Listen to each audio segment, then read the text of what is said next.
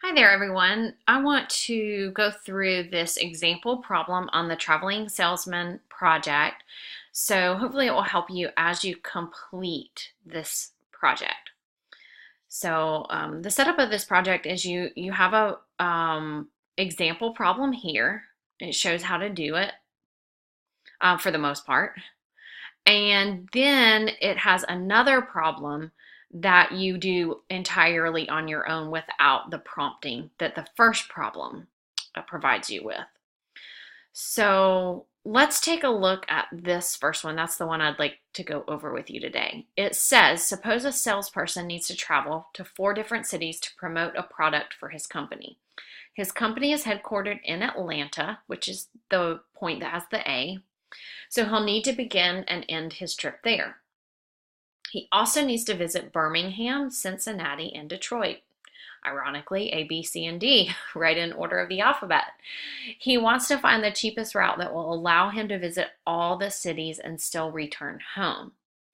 So it is important that we also return him back home, right? We don't want him stuck in a city far away. He needs to return back to his home city. So the prices of the flights between each city are represented in the following graph. This simplifies it a little bit. I don't know how these numbers are calculated because, I know flight prices can vary based on the day of the week or whatever, but so maybe a little oversimplified, but we're just going to assume that the prices for the flights between A and B are 135 anytime he takes that flight. Okay, so right here, A and B, the cost of that flight's 135. The cost between B and D is 200. The cost between Cincinnati and Detroit's 230. As you can tell, this is a graph that represents the prices between each city. We want to be efficient so that he's spending the least amount of money, right? He wants the cheapest route so that it will allow him to return home. I'm just going to make a couple of guesses here. Before we work this out, let's try to be reasonable. This 135 flight, that's super cheap. It's well below any of the other prices. So I have a feeling that he's probably going to start out going to Birmingham. I can't say that for a fact because maybe this first flight will throw something off so that he ends up having to take a even more expensive flight later, but that's just an observation. I can also see that the most expensive flight is 245, and that flight is from Cincinnati to Atlanta. So it's possible that we don't want to take that flight and that we would not want Cincinnati to be our last city. But then again, it's only 245, and that's not that much more than some of the other flights. It's not like a significant amount more.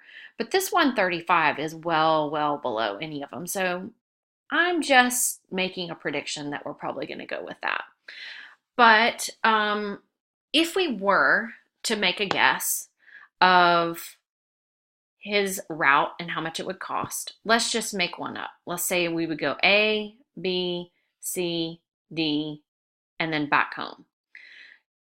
A, B, C, D, and back home. You would do 135 plus 210 plus 230 plus 225.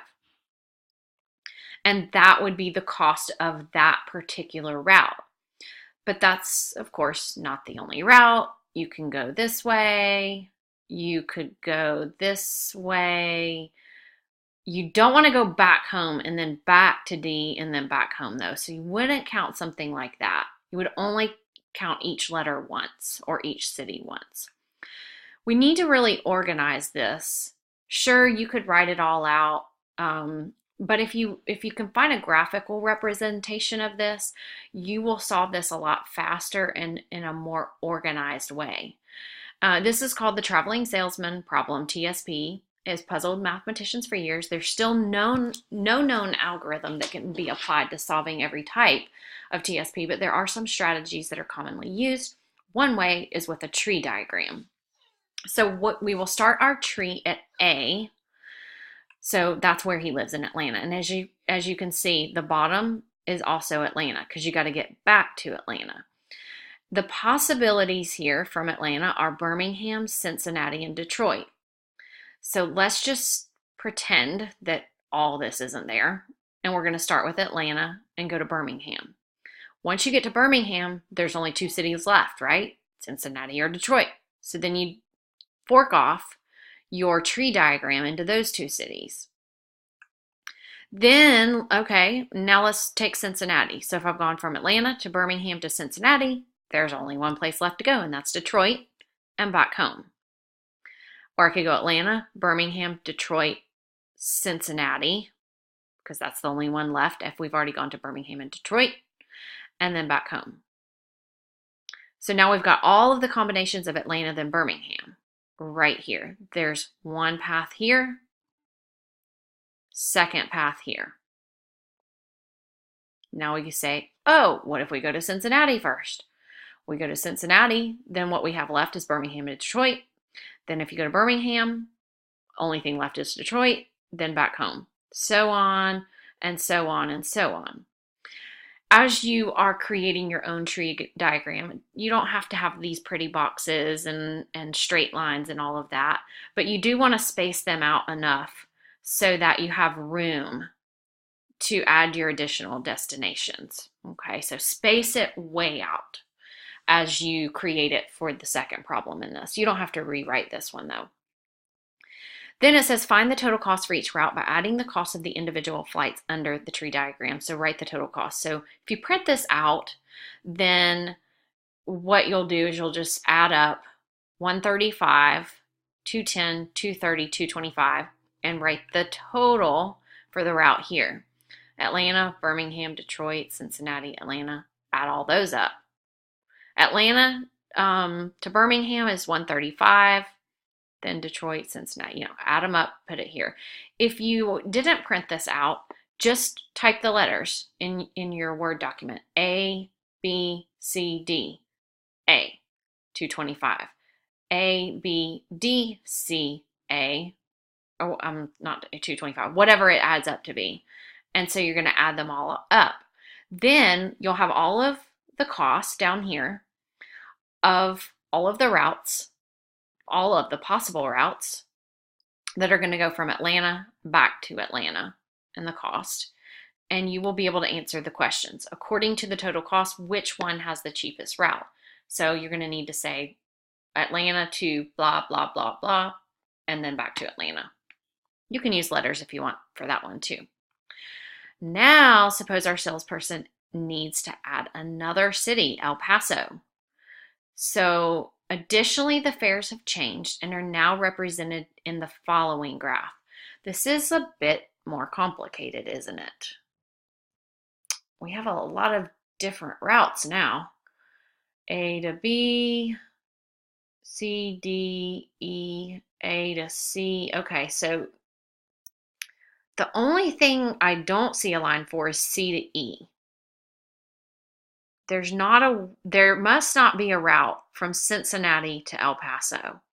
So you won't consider that in your tree diagram.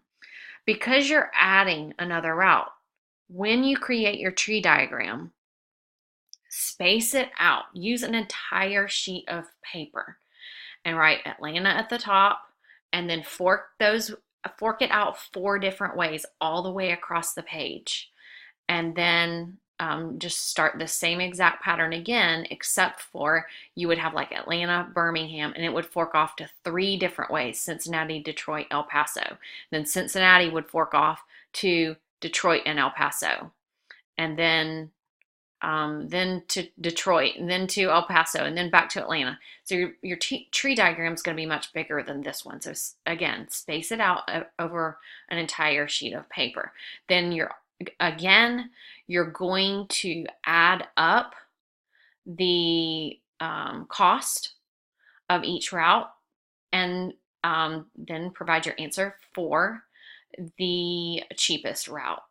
Again, remember, some routes may not be possible. So from C to E is not possible, and from E to C is not possible. So there's no travel either way, there or back from for those two cities, C and E. Looks like I think I can connect any of the other ones though. C, D, AD, yeah. Okay, so that should give you a good start. Remember to put your best effort into this and let me know if you have any questions.